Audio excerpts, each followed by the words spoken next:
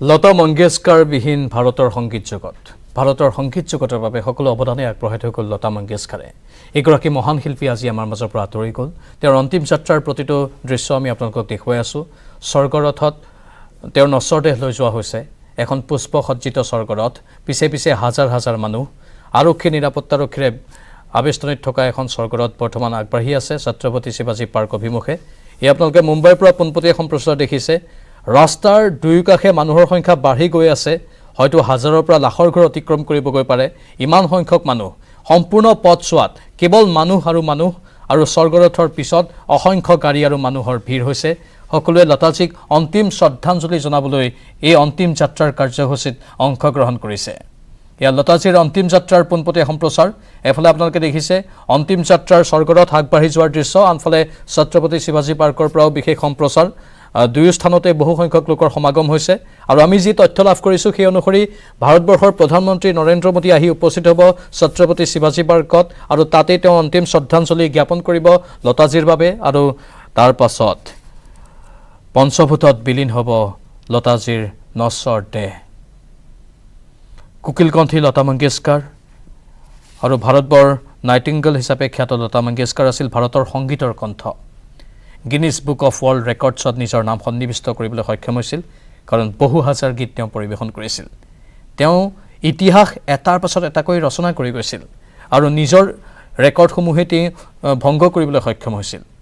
তেনে এগৰাকী মহান শিল্পী, অনন্য ব্যক্তিত্বৰ অধিকাৰিণী শিল্পী লতা মংগেশকাৰ আজি আমাৰ মাজৰ পৰা আঁতৰি গ'ল। কোন অহা নাই তেওঁক শ্ৰদ্ধাঞ্জলি জ্ঞাপন কৰিবলৈ। ৰাজনৈতিক নেতাৰ পৰা সমাজকৰ্মী, ক্ৰীড়া জগতৰ ব্যক্তি, প্ৰতিটো ক্ষেত্ৰৰ প্ৰতিগৰাকী ব্যক্তি আজি লতা মংগেশকাৰক অন্তিম শ্ৰদ্ধাঞ্জলি জনাবলৈ হস্পিটেলতেই হওক বা তেওঁৰ বাসগৃহতেই হওক বা বৰ্তমান সময়তো এই অন্তিম যাত্ৰাৰ কাৰ্যসূচী চলি থকাৰ সময়তো আমি দেখিবলৈ পাইছোঁ বহু লোকে ভিৰ কৰিছেহি, পুষ্পাঞ্জলি অৰ্পণ কৰি সেৱা জনাইছে আৰু এই অন্তিম যাত্ৰাৰ কাৰ্যসূচীত অংশ লৈছে। কণ কণ ল'ৰাৰ পৰা বৃদ্ধলৈকে প্ৰতিগৰাকী ব্যক্তিয়ে ওলাই আহিছে। আজি মুম্বাইৰ ৰাজপথত এনেধৰণৰ এক অভূতপূৰ্ব দৃশ্য দেখিবলৈ পোৱা গৈছে। হাজাৰ হাজাৰ মানুহ আৰু এই হাজাৰ হাজাৰ ভিৰ ফালি বৰ্তমান এই স্বৰ্গৰথখন আগবাঢ়ি গৈ আছে ছত্ৰপতি শিৱাজী পাৰ্ক অভিমুখে। তাতেই অন্ত্যেষ্টিক্ৰিয়া সম্পন্ন কৰা হ'ব এই মহান শিল্পীগৰাকীৰ। আপোনাৰ মোৰ প্ৰতিগৰাকী ভাৰতীয়ৰে প্ৰিয় শিল্পী লতা মংগেশকাৰ।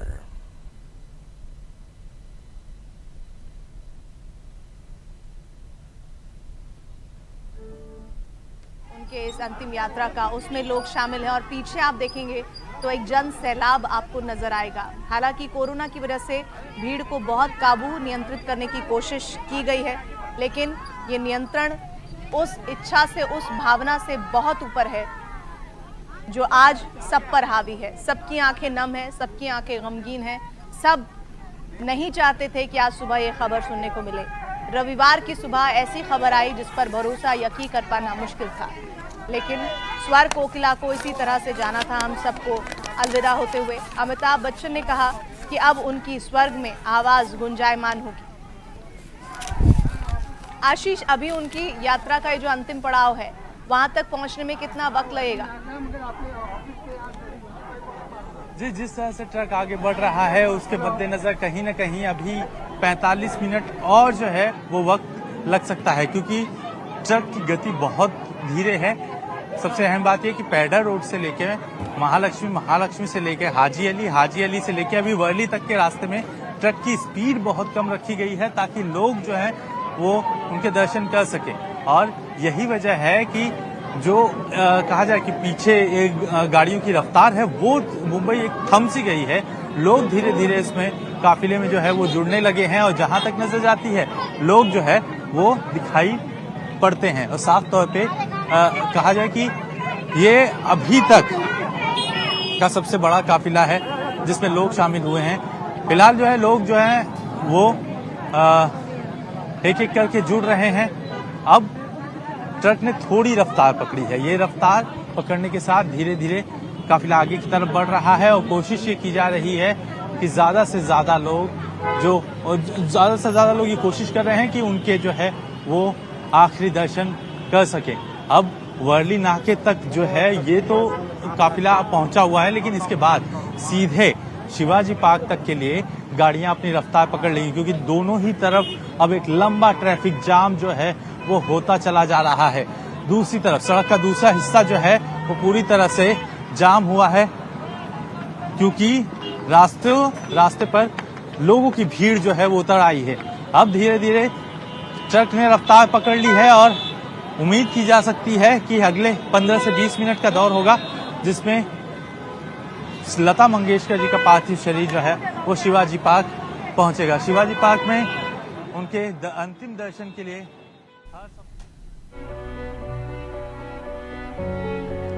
আৰু প্ৰায় 15-20 মিনিট সময় লাগিব। তাৰ পাছতেই লতা দিদিৰ পাৰ্থিৱ শৰীৰ শিৱাজী পাৰ্কত গৈ উপস্থিত হ'ব। তালৈ নিয়া হৈ আছে, যিহেতু প্ৰথমে কিছু ভিৰ আছিল, সেয়েহে ধীৰ গতিত গাড়ীখন আগবাঢ়িছিল সেই পুষ্পসজ্জিত স্বৰ্গৰথখন। কিন্তু এতিয়া ভিৰ কিছু নিয়ন্ত্ৰণ কৰা হৈছে। কৰোনা পৰিস্থিতিৰ কথাও আছে, সেয়েহে আৰক্ষীয়ে সকলো বিষয়, যদিও সেইটো সম্ভৱ নহয়, কিন্তু চেষ্টা কৰিছে। কাৰণ মানুহৰ অন্তৰৰ পৰা সেই মৰম আঁতৰাই দিয়াটো সহজ নহয়। যি অকৃত্ৰিম মৰম লতা দিদিৰ প্ৰতি আছে, সেই মৰমৰ বাবে এইসকল লোক ওলাই আহিছে, দৌৰি দৌৰি গৈ আছে, পদব্ৰজে গৈ আছে। বহুতে গাড়ীৰ আশ্ৰয় লৈছে, গাড়ীত গৈ আছে, কিন্তু বহুতে পদব্ৰজে লতা দিদিৰ এই পুষ্পসজ্জিত স্বৰ্গৰথখনৰ সমান্তৰালভাৱে গৈ আছে ছত্ৰপতি শিৱাজী পাৰ্ক অভিমুখে। আৰু আমাৰ সাংবাদিকে ইতিমধ্যে কৈছে যে প্ৰায় 20 মিনিটমান সময় লাগিব। তাৰ পাছতেই শিৱাজী পাৰ্কত এই স্বৰ্গৰথখন গৈ উপস্থিত হ'ব। তাৰ পাছত লতা দিদিৰ পাৰ্থিৱ শৰীৰটো স্বৰ্গৰথৰ পৰা নমোৱা হ'ব আৰু অন্ত্যেষ্টিক্ৰিয়াৰ বাবে চিতাত স্থাপন কৰা হ'ব। আৰু তাৰ পাছতেই পঞ্চভূতত বিলীন হ'ব লতা দিদিৰ নশ্বৰ দেহ।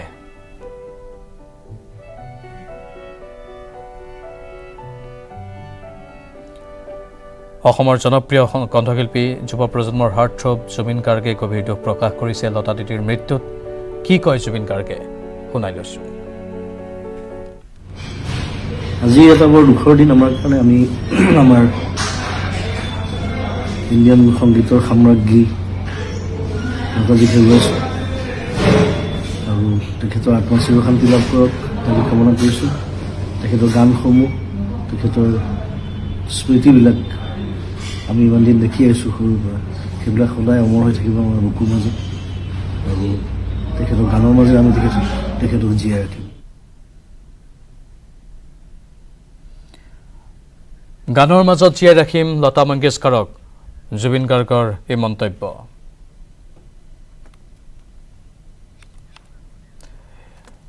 অস্কাৰ বিজয়ী ভাৰতৰ আন এগৰাকী মহান সংগীতজ্ঞ A.R. ৰহমানে গভীৰ দুখ প্ৰকাশ কৰিছে লতা মংগেশকাৰৰ মৃত্যুত।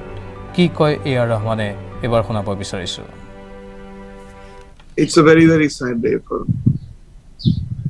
all of us. When people live, we take it for granted.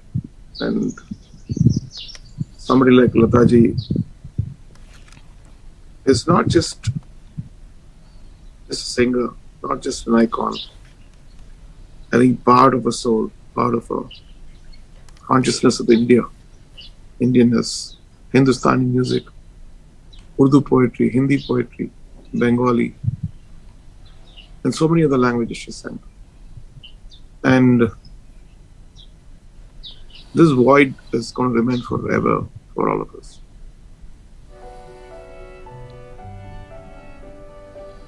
A.R. ৰহমানৰ এই মন্তব্য আপোনালোকে শুনিলে।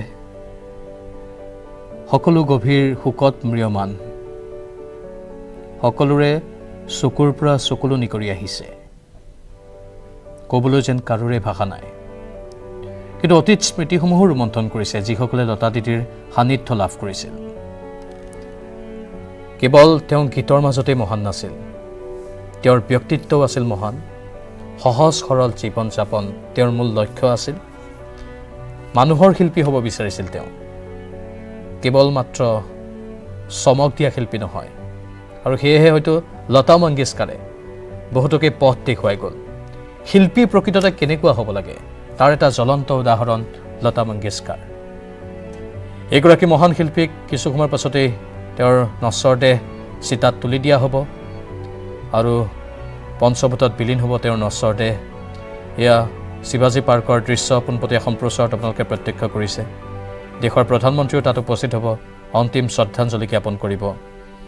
আৰু হয়তো 20-25 মিনিটৰ ৰাস্তা যদি মাজতেই গুণমুগ্ধসকলে আকৌ ভিৰ নকৰে তেনেহ'লে হয়তো 20-25 মিনিটৰ পাছতেই তেওঁৰ নশ্বৰ দেহটো শিৱাজী পাৰ্কত আহি উপস্থিত হ'ব যিখন পুষ্পসজ্জিত স্বৰ্গৰথত তেওঁৰ নশ্বৰ দেহটো কঢ়িয়াই অনা হৈছে সেই ৰথখনে কিছু এতিয়া গতি লৈছে প্ৰথম অৱস্থাত হাজাৰ হাজাৰ লোকৰ ভিৰৰ বাবেই গতি ল'ব পৰা নাছিল আৰু যদি এই গতিত আহি থাকে তেনেহ'লে শিৱাজী পাৰ্কত প্ৰায় 15-20 মিনিটৰ পাছতেই স্বৰ্গৰথখন আহি উপস্থিত হ'ব আৰু তাতো অন্তিম শ্ৰদ্ধাঞ্জলি জনাই যিখিনি নিয়ম আছে নীতি নিয়ম আছে সেইখিনি পালন কৰি চিৰ বিদায় দিয়া হ'ব লতা মংগেশকাৰক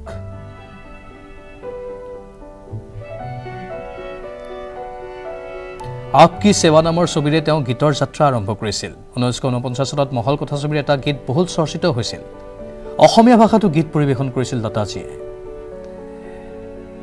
অভিনেত্ৰী ৰূপেও তেওঁৰ প্ৰথম কথা ছবি আছিল পহিলি মংগল আৰু এনেধৰণে নিজৰ সাংস্কৃতিক যাত্ৰা নিৰন্তৰ গতিত চলাই নিছিল লতা মংগেশকাৰে জীৱনৰ অন্তিম সময়ত যদিও তেওঁ সাংস্কৃতিক কামসমূহ কৰা নাছিল তেওঁৰ শাৰীৰিক অসুস্থতা বা আন কিছু বাৰ্ধক্যজনিত সমস্যাৰ বাবে সেই কামসমূহৰ পৰা তেওঁ কিছু আঁতৰি আছিল কিন্তু তেওঁৰ আশীৰ্বাদ প্ৰতিজন ভাৰতীয়ৰ শিৰত আছিল তেওঁৰ আশীৰ্বাদ প্ৰতিগৰাকী যুৱ প্ৰজন্মৰ শিল্পীৰ শিৰত আছিল লতা মংগেশকাৰৰ আশীৰ্বাদতেই সকলো পুষ্ট হৈ পৰিছিল আৰু সেই আশীৰ্বাদকে সাৰোগত কৰি সেই আশীৰ্বাদকে সাহস হিচাপে লৈ প্ৰতিগৰাকী শিল্পী আগবাঢ়িব বিচাৰে নিজৰ জীৱন যুদ্ধত নিজৰ সংগীতৰ যুদ্ধত বা নিজৰ সাংস্কৃতিক ক্ষেত্ৰখনত আৰু আজি যুৱ প্ৰজন্মৰ পৰা আৰম্ভ কৰি জ্যেষ্ঠজনলৈকে সকলোৱে লতা দিদিক অন্তিম শ্ৰদ্ধাঞ্জলি জ্ঞাপন কৰিছে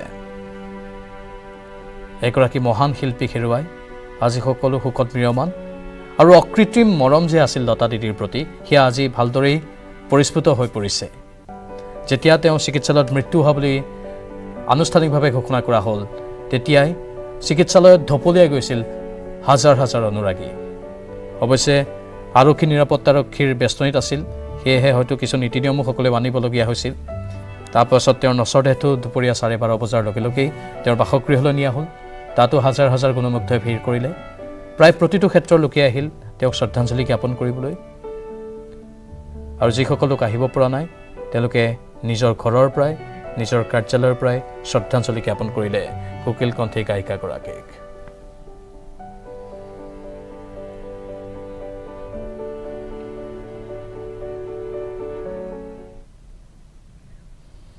অন্তিম যাত্ৰাৰ দৃশ্যসমূহ এনেধৰণে দেখুৱাই থাকিম কিন্তু এইখিনিতে পুনৰ সময় চমু বাণিজ্যিক বিৰতিৰ